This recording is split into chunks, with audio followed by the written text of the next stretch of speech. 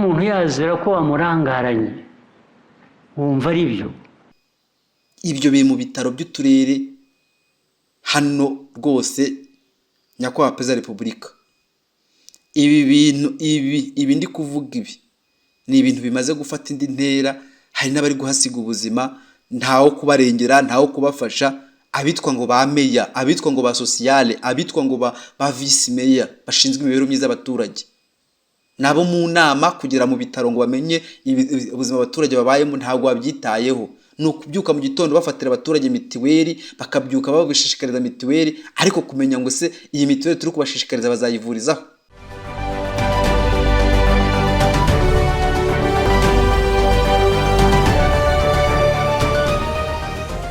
Muraho neza mwese abakunda ibiganiro byacu, abadukurikira bari mu majyaruguru y'u Rwanda, Iburasirazuba ndetse n'Iburengera bwaryo, ndabasuje cyane.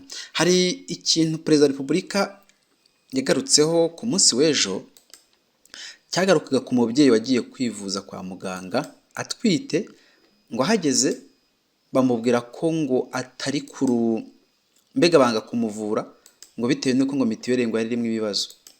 Bamubwiye ko mitiweli irimo ibibazo arataha ngo arapfa. Uwo muturage twamumenye rero, twamumenye ni uwahe? Reka tubigarukeho, ariko mbere yuko tubivugaho reka twumve ijambo Perezida wa Repubulika yabigarutseho ku munsi w'ejo. Yabivuzeho iki? Aho yari kuganira n'abayobozi bo mu nzego z'ibanze cyangwa zo mu butegetsi bwite bwa leta. Abo baraganiriye nawe, babiganiriyeho. Reka noneho ngewe nze nyuma y'iri jambo rye. Umuntu yazira ko wamurangaranye wumva ari byo. Hari kesi niya Karongi ni he, ntajya nibagirwa ihora y'umuntu can somebody remind me the story abayizi. Hari umuntu washakaga serivisi, ni umubyeyi wagombaga kubyara rwose, ari hafi kubyara ari aho. Hanyuma agera ahantu ni hehe, ariko mubwira abantu ba Karongi mugomba kuba muhazi. Karongi muri hehe? Ntabwo wizi y'umugore wapfuye. Ubwo nawe icyo ni ikibazo. Uri umuyobozi w'ingenzi, iyo sitore igomba kuba izwi mu mateka ya Karongi. Kuba utayizi byashoboka bite? Abantu bari mu kabineti twayiga, urayizi? Yes, ukomeza uhagarare. Yes, umugore ku bintu bya mituweli. Yes sir. Ni umubyeyi wari ugiye kubyara, hanyuma mituweli ye itameze neza muri system, bamusubiza mu rugo ngo ajye gushaka ko yayikosoza. Yarabinginze, urabyihutisha ukuntu yarabinginze, kandi byaragaragara ko ameze nabi. Yego. Yes. Hanyuma hari ku kigo nderabuzima ajya mu rugo, hanyuma aza kuzapfira mu rugo kubera ko mituweli ye batayivalidatinze ngo asubire kwivuza ku kigo nderabuzima. Ni ikibazo cyo guhabwa serivisi mbi kwa muganga. Ntabwo ari serivisi mbi, that is criminal, absolutely criminal. Ariko bijya muri ubwo ntabwo bizi. Uri hari Karongi ntabwo iyo story urizi. Yese nari ndiyo.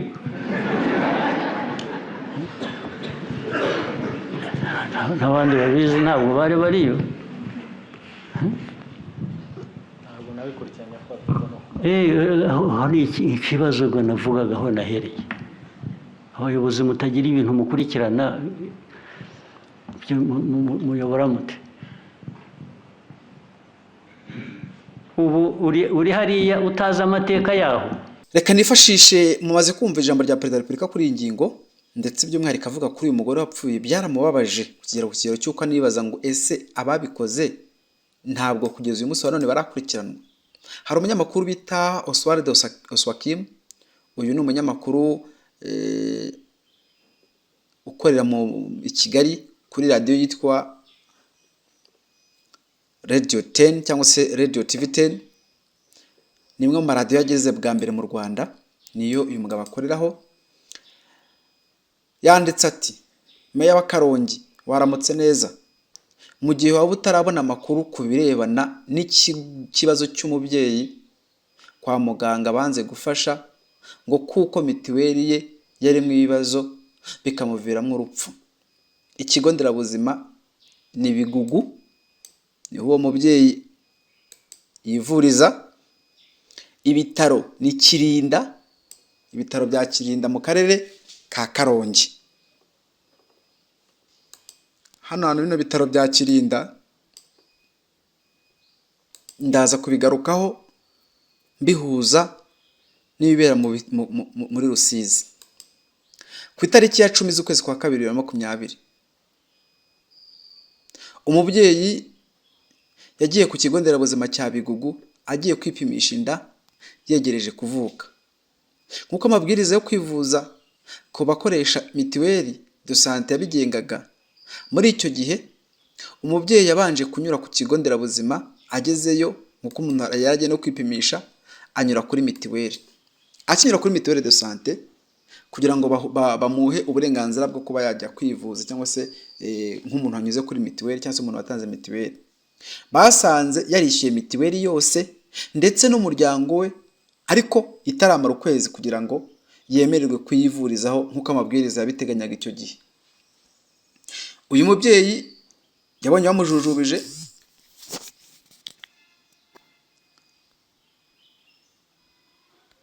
ati ntabwo mitiweli yawe iragera igihe cyo kuyivurizaho, taha ujye mu rugo. Uyu mubyeyi yahise ajya mu rugo, kuko urumva ntabwo yigeze ajya kwipimisha inda, cyangwa se ibyo bakunze kwita CPN, mu gupima inda nyine ku gipimo, cyo bita ku gipimo, cyari igipimo cya nyuma. Noneho agenda agira ngo nibura arebe ko hari icyo bamumarira. Akihagera umudamu banga kumufasha, arangije aritahira. Noneho ku itariki 22 uyu mubyeyi abyarira mu rugo ati n'ubundi mitiweli yanjye ntabwo ikora, na cyane ko kwezi kwari kutarangira, umva yari akiri mu kwezi kwa 10 nako kwa 2, iminsi 12 gusa. Nyuma y'itariki 10, iminsi 12, umubyeyi abyarira mu rugo yitaba Imana.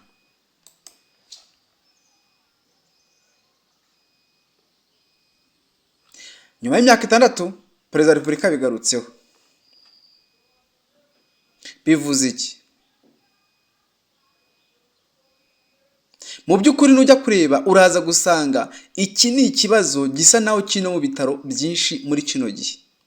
Yego ntabwo noneho binashingiye kuvuga wenda ngo ni mitiweli gusa, ahubwo abantu bakoresha mitiweli barasuzugurwa kugera ku kigero cy'uko ujya kwerekana ko ukoresha mitiweli ugasanga nta muntu no kukwitaho. Si nicyo cyonyine, hari serivisi mbi mu bitaro hirya no hino, by'umwihariko mu bitaro bya leta. Iyo ugiye muri prive bakwakirana yombi, wajya mu bitaro bya leta mw'abantu mwe.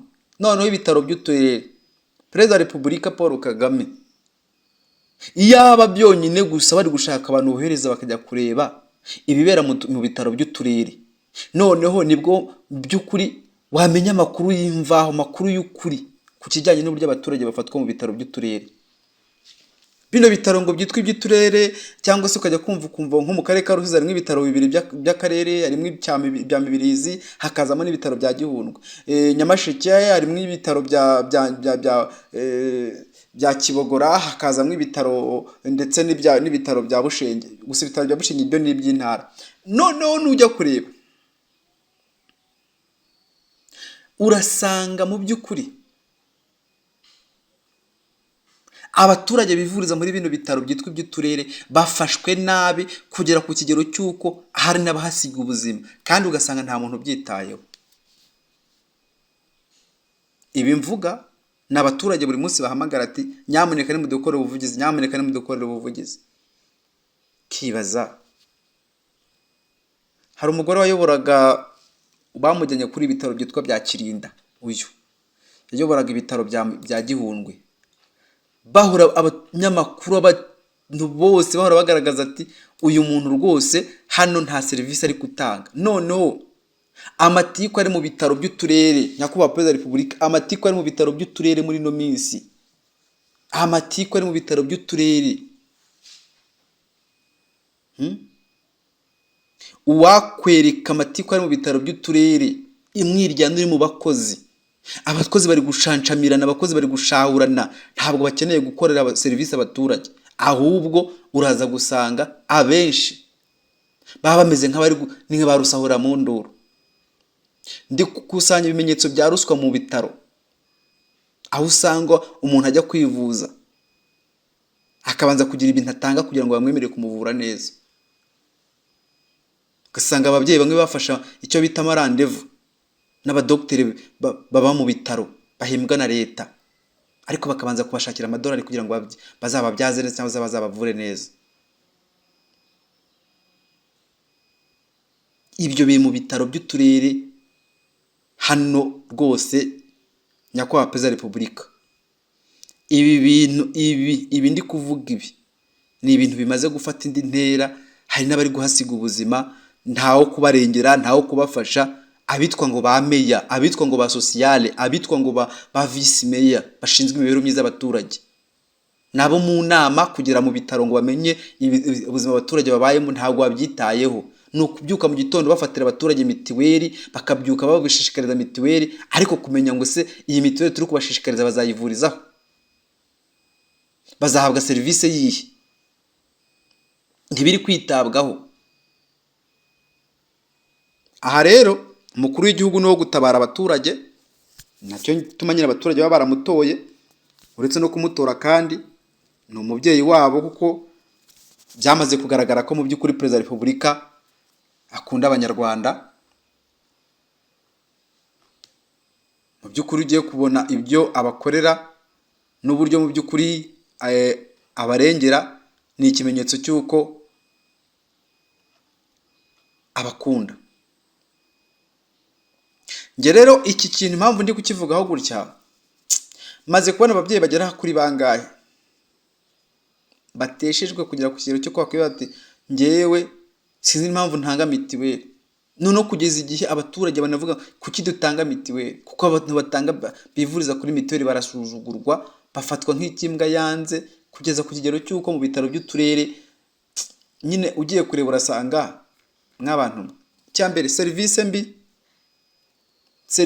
mbi kugera ku kigero cy'uko ubona abantu wenda kukurukaho wagira ngo wenda kugukayaho.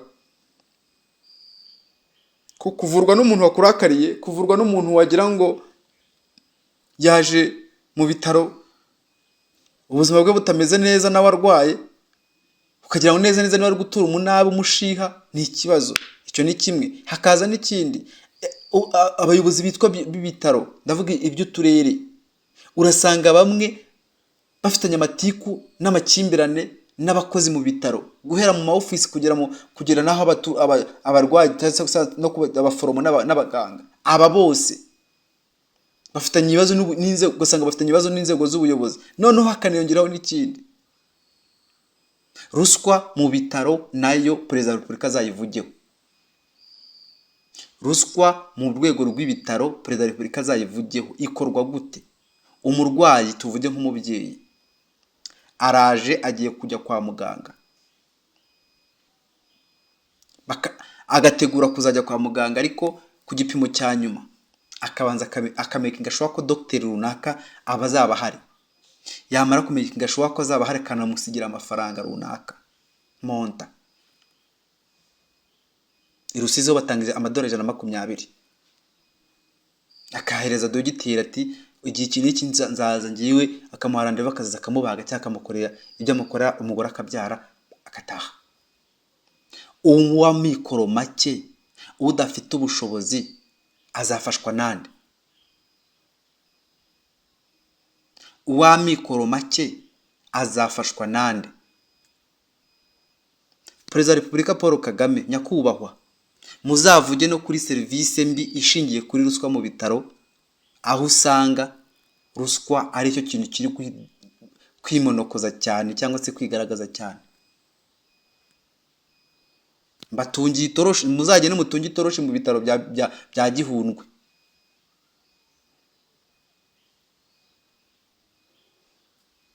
bamwe mu badogiteri bafite uko babigenza n'abarwayi, kandi abarwayi b'abakene bakabirenganiramo. Icyo ni kimwe. Ikindi, amakimbirane aba hagati y'abakozi by'umwihariko abo bita abayobozi b'ibitaro cyangwa abatitireri, nimba babitwa abatitireri ba dogiteri, dogiteri generali cyangwa se dogiteri generali medecine wa undi uyoboye ibitaro.